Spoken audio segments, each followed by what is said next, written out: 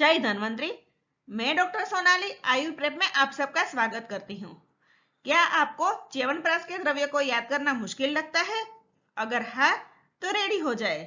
एक ट्रिक के द्वारा आप 5 मिनट में सारे द्रव्यों को इजीली याद कर लोगे। इसके लिए आपको वीडियो के अंत तक बने रहना है। और हाँ, अगर वीडियो पसंद आए तो लाइक और शेयर जरूर करना। तो आइए शुरू करते हैं च्यवनप्राश। सबसे पहले च्यवनप्राश की थोड़ी जानकारी ले लेते हैं।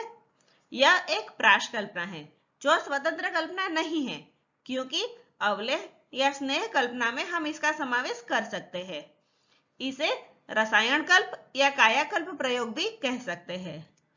इसका प्रयोग सबसे पहले च्यवन ऋषि ने पुनः यौवन प्राप्त करने के लिए किया था, इसलिए इसका नाम च्यवनप्राश पड़ा है। चरक संहिता, अष्टांग हृदय, शार्ंगधर संहिता आदि ग्रंथों में इसका वर्णन मिलता है। च्यवनप्राश के घटक द्रव्य में से कोई कोई द्रव्य संदिग्ध द्रव्य है जो अभी प्राप्त नहीं होते हैं, यह हम आगे देखेंगे। और च्यवनप्राश में 50 के आसपास द्रव्य का प्रयोग होता है। तो आइए देखते हैं इसके घटक द्रव्य। च्यवनप्राश बनाने के लिए मुख्य द्रव्य के रूप में आंवला का यूज होता है, जो 500 पीस में लिया जाता है। शर्करा 2 से 2.5 किलो यूज होती है और जल 10 लीटर यानी कि 1 द्रोण यूज होता है। अन्य द्रव्य जिसे क्वाथ द्रव्य भी कहते हैं वो 36 to 39 यूज होता है और एक पल मात्रा में अप्रोक्सीमेटली 40 ग्राम यूज किया जाता है। तीसरा है स्नेह द्रव्य, जिसे यमक द्रव्य भी कहते हैं। यह पॉइंट याद रखो। स्नेह द्रव्य के रूप में गोधृत 500 ग्राम और तिल तेल 500 ग्राम यूज होता है। बाद में आता है प्रक्षेप द्रव्य, जिसमें वंशलोचन, पिपली और चतुर्जात का यूज होता है। और अंत में है पुनः प्रक्षेप द्रव्य, जिसमें मधु का यूज होता है, जो 240 ग्राम है। तो इस तरह से अराउंड 50 ड्रग्स च्यवनप्राश बनाने के लिए यूज होते हैं। अब इसे कैसे याद रखना है यह देखते हैं। तो पुनः प्रक्षेप द्रव्य मधु है, वह 240 ग्राम है, एक ही है। स्नेह द्रव्य 2 है, जो मधु से अप्रोक्सीमेट डबल है, 240 के बदले 500 ग्राम है। मुख्य द्रव्य में 3 होता है, 3 द्रव्य का यूज होता है। और प्रक्षेप द्रव्य में 6 द्रव्य का यूज होता है, जिसे हम 4 वंश का पीपल से याद कर सकते हैं। 4 से चतुर्जातक, वंश से वंशलोचन और पीपल से पिपली। और आप उसकी मात्रा भी देखो। चतुर्जातक है वो 88 ग्राम है, पिपली 80 ग्राम है और वंशलोचन 160 ग्राम है। और बाकी रहे अन्य द्रव्य, तो उसे कैसे याद करना है वह आगे देखते हैं। अब अन्य द्रव्य, जिसे क्वाथ द्रव्य भी कहते हैं, उसे याद करने की ट्रिक देखते हैं। चरक संहिता चिकित्सा स्थान अध्याय 1 में 36 क्वाथ द्रव्य बताए हैं, जबकि शार्ंगधर संहिता में 39 द्रव्य का वर्णन है। पहले 36 द्रव्य में से 17 द्रव्य को एक लाइन से याद करेंगे, जो है अगर बलवान गुड्डू को माता के साथ श्वेत कमल लेकर पुष्कर की ओर विदा करो, तो पुनः काक के लिए जैसे मस्त द्राक्षा भेजी थी, वैसे छोटी इलायची और शटी भेज देना। कहने का मतलब ये है कि एक बलवान गुड्डू है, हट्टा कट्टा गुड्डू है, जो माता के साथ श्वेत कमल चढ़ाने के लिए श्वेत कमल लेकर पुष्कर की ओर जाने वाला है, तो उसे विदाई देनी है।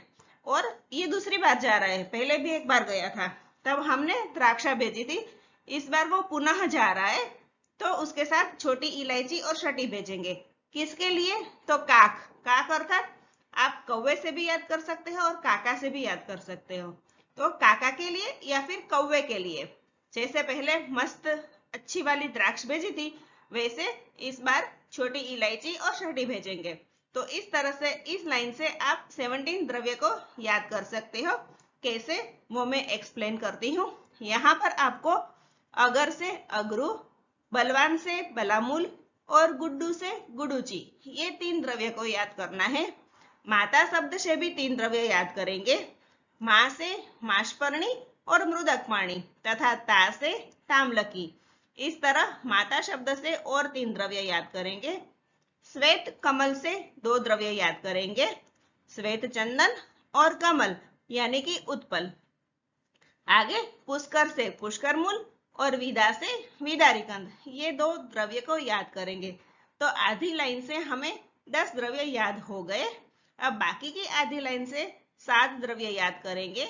यहाँ पर पुनः से पुनर्नवा, काक से काकनासिका, मस्त से मुस्ता, द्राक्षा से द्राक्षा, वैसे से वासामूल, छोटी इलायची से छोटी इलायची और शटी से शटी, जिसको हम कचूर भी कहते हैं। इस तरह 17 द्रव्य इस एक न्यूमोनिक से हम याद कर लेंगे। बाकी बचे 19 द्रव्य में से 10 द्रव्य दशमूल के हैं। लघु पंचमूल के 5 द्रव्य जिसे हम एसपी को गोक्षुर के बृहद कंटक लगे से याद करेंगे। एसपी से शालिपर्णी और पृष्णिपर्णी, गोक्षुर से गोक्षुर, बृहद से बृहति तथा कंटक से कंटकारी। बृहद पंचमूल के 5 द्रव्य को हम बिपाशा ए गंभीर से याद करेंगे। अगर बिपाशा बासु की शादी गौतम गंभीर से हो जाए तो उसका नाम बिपाशा गंभीर होगा, लेकिन यहाँ पे गौतम गंभीर से नहीं हुई है, किसी और ए इनिशियल वाले गंभीर से हुई हो तो बिपाशा ए गंभीर। इस तरह हम बृहद पंचमूल के 5 द्रव्य को याद करेंगे। बिपाशा से बिल्व, पाटला और श्योनाक, ए से अग्निमंथ और गंभीर से गंभारी। इस तरह हम 10 मूल के 10 द्रव्य को याद करेंगे। 5 द्रव्य अष्टवर्ग के हैं, जिसमें जीवक, ऋषभक, मेदा, काकोली और वृद्धि है। तो 19 में से 15 द्रव्य याद हो गए। जीवक जैसा जीवंती एक 16वां द्रव्य याद कर लो, और बाकी जो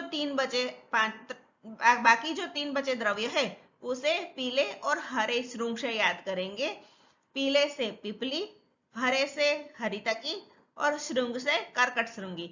इस तरह 17 और 19 टोटल 36 द्रव्य हो गए।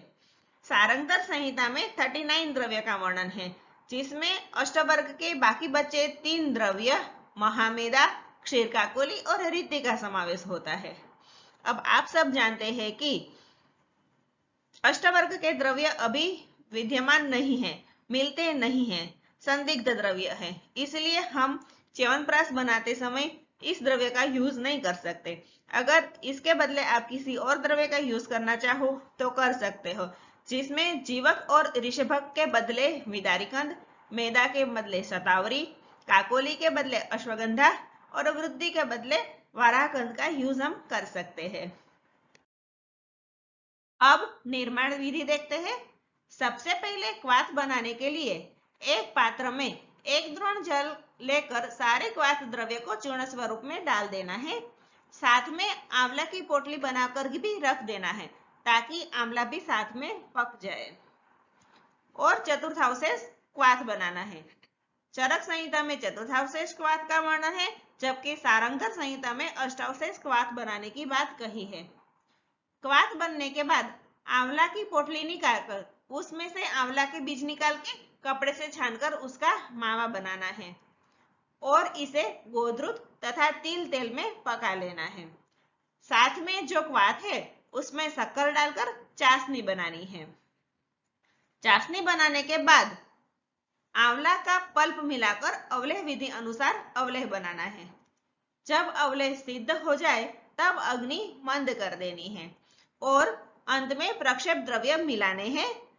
अंत में अवलेह परीक्षा करनी है।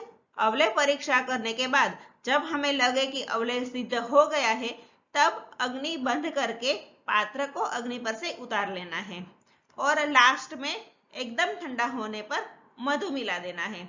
इस तरह से शास्त्रोक्त विधि अनुसार च्यवनप्राश बनता है। बिल्कुल इजी है, आप 2-3 बार देखोगे तो याद हो जाएगा। च्यवनप्राश की मात्रा देखें तो सामान्य औषधि प्रयोग के लिए 5 to 10 ग्राम और रसायन कर्म के लिए 5 to 25 ग्राम तक च्यवनप्राश ले सकते हैं। फिर भी रोगी के बल, वय और काल के अनुसार मात्रा का निर्धारण करना चाहिए। अनुपान में उष्ण दूध का प्रयोग किया जाता है। उपयोग देखें तो रसायन औषधि के रूप में प्रयोग किया जाता है। साथ में हृदय रोग, श्वास, कास, पिपासा, स्वर क्षीणता, मूत्र विकार, शुक्र विकार, वलिपलित आदि व्याधि में च्यवनप्राश का प्रयोग लाभप्रद होता है। निषेध देखें तो अतिसार और अजीर्ण में च्यवनप्राश का प्रयोग बिल्कुल ही नहीं करना चाहिए और विशेष प्रयोग देखें तो कुटी प्रावेशिक विधि में सेवन करने से अद्भुत लाभ प्राप्त होता है। तो यह है पूरा च्यवनप्राश का वर्णन। तो कैसा लगा मेरा यह वीडियो?